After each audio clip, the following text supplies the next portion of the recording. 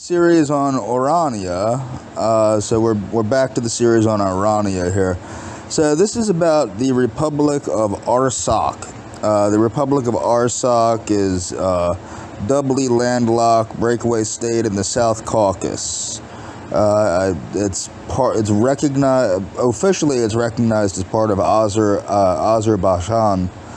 Artsakh controls a part of the former Nagorno-Karabakh Autonomous Oblast. So what's an autonomous oblast? An autonomous oblast is an autonomous city. Similar, and I'll get into that too. I think I'm going to get into the Jewish autonomous oblast. Maybe I'll do that after this. But what it is in the former Soviet Union, they had autonomous cities. Its only overland access route to Armenia is via blah blah blah da. So status, it's currently unrecognized, although it is recognized by Russia, if I remember correctly. So the predominantly Armenian populated region of Nagorno-Karabakh was claimed by both the Azerbaijan Democratic Republic and the First Republic of Armenia when both countries became independent in the 1918 after the fall of the Russian Empire. A brief war over the region broke out, yada yada yada. The dispute was largely shelved after the Soviet Union established control over the area. So the Soviet Union takes over and says, no, you can't fight anymore, you're one country anyway. The Republic of Artsakh is the presidential democracy with a unicameral legislature. The country is reliant on and closely integrated with Armenia, in many ways functioning as a de facto, okay, so it's recognized by Armenia. It's a de facto part of Armenia. The country is very mountainous, averaging 1,100 meters or 3,600 feet above sea level. The population is 99.7% ethnic Armenian, and the primary spoken language is Armenian, of course. The population is overwhelmingly Christian, most being affiliated with the Armenian Apostolic Church. Interestingly enough, the Armenian Apostolic Church is one of the first churches. They go back, I believe it's the Canaanite, is it the Hittites? If I remember correctly, the Armenians are actually descendants of the Hittites. If you ever read the Bible and it says the Hittites this and they're the Hittites. So, etymology, according to blah, blah, blah, yada, yada, yada. What I'm saying is there are more. So they have government and politics. But there's more micronations than there is the micronation of Orania, which is not even technically a micronation, but a city, an autonomous city, similar to an autonomous oblast. The Constitution, they have a Constitution. This is the presidential palace, the government building.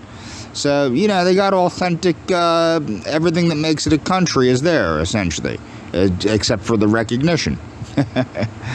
So, the graves of Armenian soldiers. Okay, moving forward. Oh, wait, hold on. What do we got here? Current situation. Okay, conflict has resulted, Azerbaijanis, this figure, government, yada, yada, yada, war, blah, blah, blah, moving forward. So what exactly is the Jewish Autonomous Oblast? I wanted to get into this because a lot of people don't understand. A lot of people will go, Israel is the only Jewish state. That's not exactly true. There is a Jewish Autonomous Oblast in Russia, in the far eastern territory. Its flag, ironically, is a rainbow flag. Okay, yada yada. It's in the far eastern area, economic region, far eastern. So the JAO, or Jewish Autonomous Oblast, was designated by a Soviet official decree in 1928 and officially established in 1934 at its height in the late 1940s. The Jewish population in the region peaked around 46,000 to 50,000, approximately 25% of the population. So the reason this was created was people may remember that the Soviet Union was officially atheist. So this was a way for Jewish people in Russia, Russian Jews, to escape being held to the same laws as other Russians in the sense, or other Russian citizens or Soviet citizens, in the sense that they would be allowed to retain their unique culture, their unique rights, their unique religion, etc. Strangely enough, only the Jewish Russians and Soviets. But the Constitution of Russia provides the JAO is Russia's only autonomous oblast.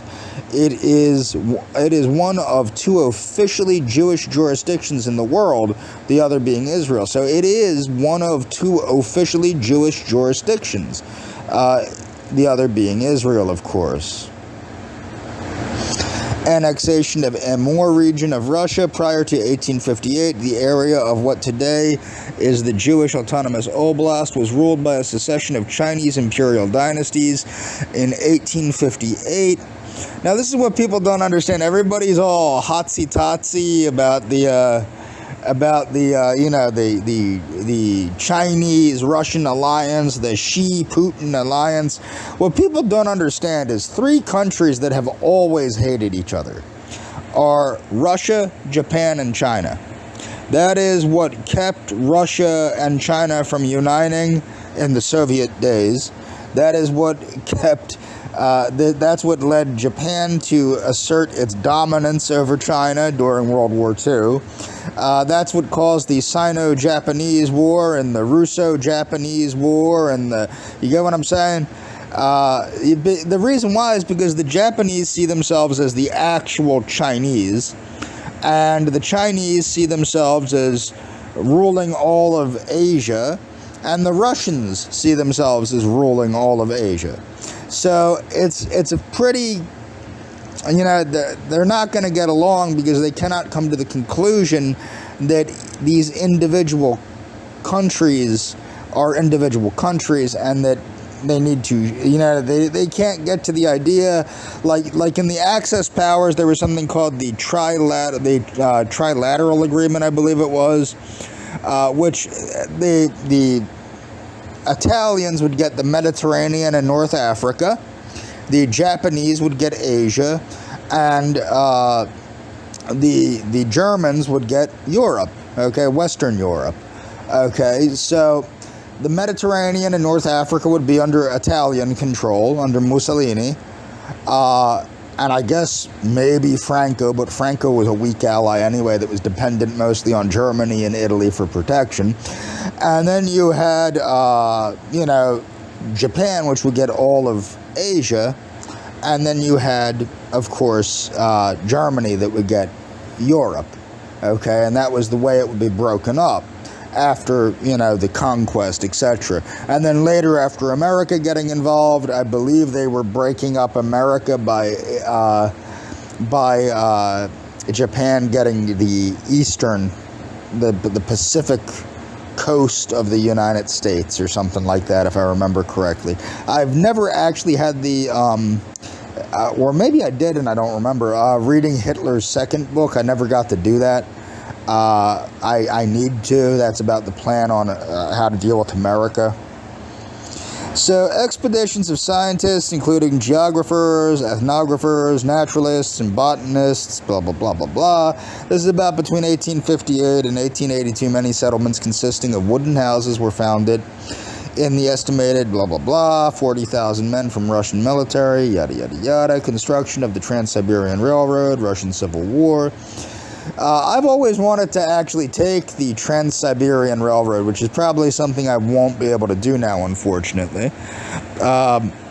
Russian Civil War, yada, yada, yada. But it's going into the history of the Jewish Autonomous Oblast. I will leave a link in the description. There has not been a link in the description for this yet because I didn't even think about including it. Okay, moving forward. So this is South Ossetia, Republic of South Ossetia, the state of Orania. Status recognized by 5 out of 193 member states of the United Nations. So 5 out of 193 states in the United Nations do actually recognize them.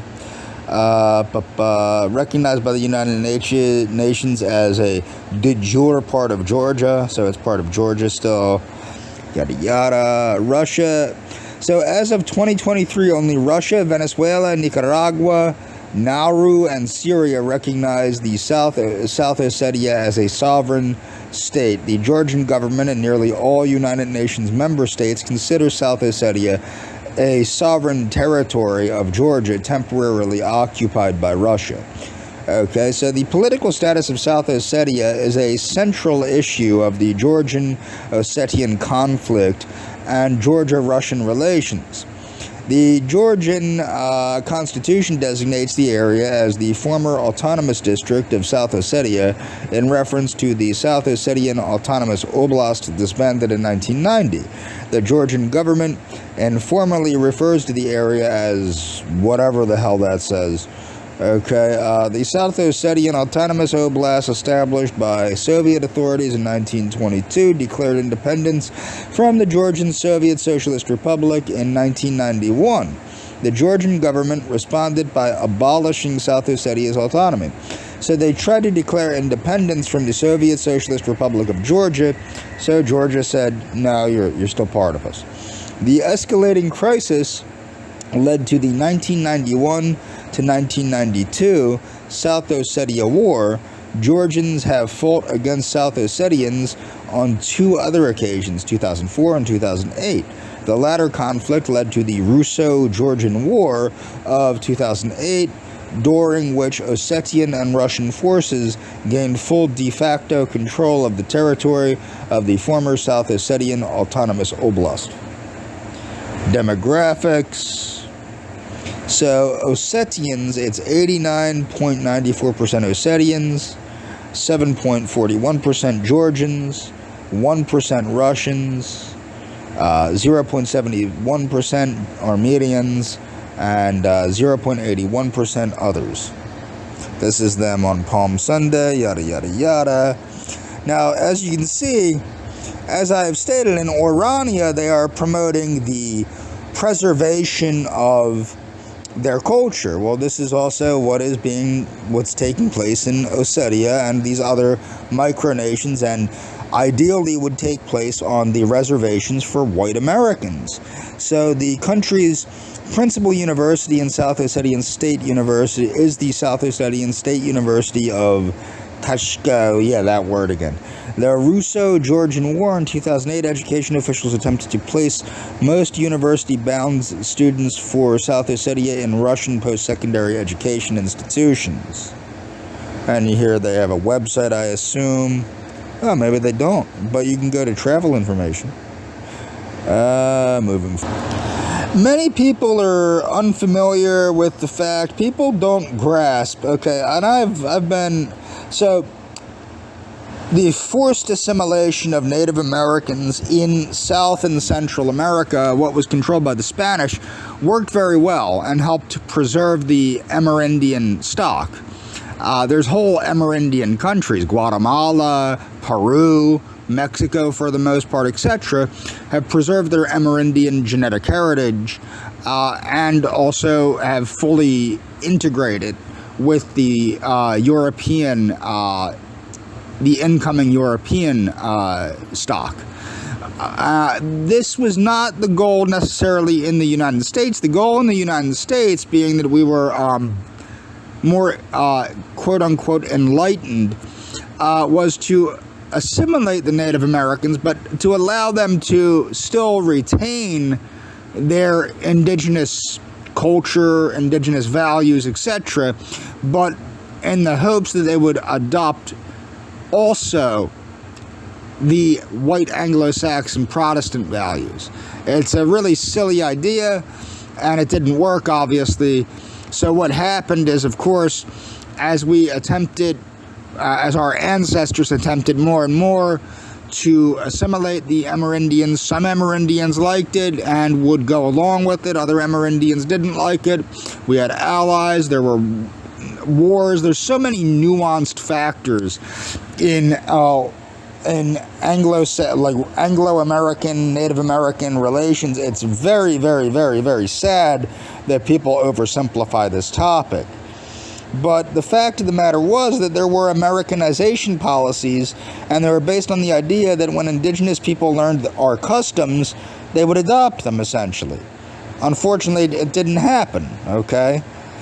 Europeans and Native Americans in North America. Epidemiological and archaeological work has established the effects of increased immigration of children accompanying families from Central Africa to North America between yada yada yada. They came from areas where smallpox was endemic in Europea and passed in Europe and passed on the disease to indigenous people. During this period, European powers fought to acquire cultural and economic control of North America, just as they were doing in Europe. At the same time, indigenous peoples competed for dominance in the European fur trade. So you have to understand, the Amerindians were competing with other people, mostly European immigrants to the New World, for dominance in the European fur trade. They liked the fact that they could get goodies from the Europeans. What they didn't like is that Europeans wanted to commingle with them and live with them and things of that nature. And that's particularly true for the French and the Spanish. You should look up the Metis people. The European colonial powers sought to hire Native American tribes as auxiliary forces. So keep that in mind. The colonial powers hired Amerindians as auxiliary forces in their North American armies, otherwise composed mostly of colonial militia. In the early conflicts, in many cases, indigenous warriors formed the great majority of fighting forces, which deepened some of their rivalries. To secure the help of the tribes, the Europeans offered goods and signed treaties. The treaties usually promised that the European power would honor the tribe's traditional lands, yada yada yada. The indigenous people formed alliances for their own reasons, wanting to keep allies in the fur and gun trades, positioning European allies against their traditional enemies. So what it was is, you have to understand, the Amerindians wanted to utilize the great powers of Europe in a way to subjugate their enemies.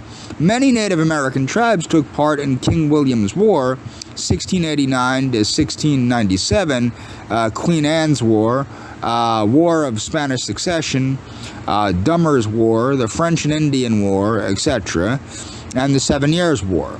The dominant power after the 7 Years' War was Great Britain, which instituted the Royal Proclamation of 1763 to try to protect indigenous peoples' territories from colonial encroachment of people from the east of the Appalachian Mountains. The document defined a boundary to demarcate Native American territory from that of the European American settlers. Despite the intentions of the Crown, the proclamation did not effectively prevent colonists from continuing to migrate westward. The British did not have sufficient forces to patrol the border and keep out migrating colonists. From the perspective, From the perspective of the colonists, the proclamation served as one, and it's one of the intolerable acts being dictated to colonists by the Crown, who did not operate here, did not understand the fact that, if Amerindians are coming and raiding our territory, then going back to their territory, and you can't do anything about it, that's not okay. And that happened frequently. That happened a lot with the Spanish colony of La Florida, which was actually how we got La Florida, and now we have Florida. Okay?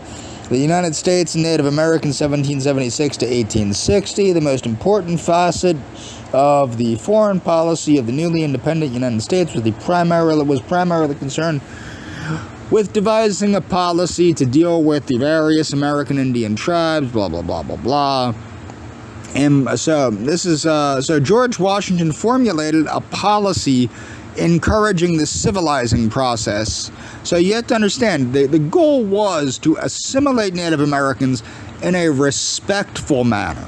Whereas the Spanish dominated the indigenous people, the Anglo-Americans wanted to civilize them and coexist with them in a way of mutual respect. Unfortunately, more primal people don't understand mutual respect. They respect power. The idea of might is right. So George Washington wanted impartial justice towards Native Americans. He wanted regulated buying of Native American lands. He wanted the promotion of commerce, meaning more trade, promotion of experiments to civilize or improve Native American society, and presidential authority to give presents and punishing those who violated Native American rights. So this is the first president of the United States who wished to utilize impartial justice towards Native Americans, meaning they are subject to the same laws as U.S. citizens. Regulated the buying of Native American lands, promotion of commerce, promotion of experiments to civilize or improve Native American society, presidential authority to give presents, and punishing those who violated Native American rights. Robert Ramini, a historian, yada yada yada, how different, da da da. Indian Removal Act under Jackson, da da. You can read all this on your own. Office of Indian Affairs. But this is the thing, we have an Office of Indian Affairs, the Bureau of Indian Affairs. At this point in time, we require a Bureau of White American Affairs to protect the well-being and the culture of white Americans at this point, which is not being protected. Americanization and assimilation, yada, yada, yada. You can read this all on your own. I'm going to move forward here. So this is about the Indian Reorganization Act. Okay. The act also, this restored to Indians the management of their assets, land and mineral rights, and included provisions intended to create a sound economic foundation for residents of Indian reservations. The law did not apply to the territories, including what would become the state of Hawaii and the state of Alaska, nor did it apply to the state of Oklahoma. The IRA, yada, yada. Okay, history. And I want people to read this on their own to understand that Amerindians do have a lot of say over their land. They have more say over their land than white Americans do over their own land. And that's important to understand because this country was founded by white Americans. And white Americans really don't have any rights in this country anymore. Okay? This is the relocation of Hopi families into former Japanese American barrack homes. That's wonderful. These are nice homes that now can be used to house Hopis. So a lot of Europeans online always like to go, "You stole America from the Native Americans," without noting the nuances in Amerindian, Anglo-American interactions throughout the centuries, okay? So what is an Indian reservation? Well, the term reservation is a legal designation. It comes from the conception of the Native American nations as independent sovereigns. So we recognize in the United States Native Americans as independent sovereigns, okay, at the time of the U.S. Constitution. Thus, early peace treaties in which Native American nations surrendered large portions of their land to the United States, designated parcels for reserved to themselves. The term remained in use after the federal government began to forcibly relocate the nations. History, European colonization, You can read this on your own. Read this on your own. Okay. So I want to get to the governance here. Because federally recognized American Indian or Native American tribes limited tribal sovereignty, they are able to exercise their right of self-governance. Okay, they can exercise a right of self-governance, including, but are not limited to, the ability to pass laws, regulate power and energy, create treaties, and hold tribal court hearings. For this reason, laws on Indian lands may vary from those of the surrounding area. So keep that in mind. The laws passed can, for example, permit legal casinos on reservations. The tribal council, not the local government or the United States federal government, often has jurisdiction. So keep that in mind. The local government or the United States federal government has jurisdiction over the reservations. Different reservations have different systems of government, okay, which may or may not replicate the forms of government found outside the reservation. Land tenure, federal Indian law, yada, yada, yada. So I'm going to move on here. Well, this is allotment, so individuals could sell the allotment under the Dawes Act, You can read all this on your own. Moving forward. In my next video, I'm going to get into the introduction into transtopianism and the concept of micronations, man-made islands, and other things of that nature. And that's all for this video.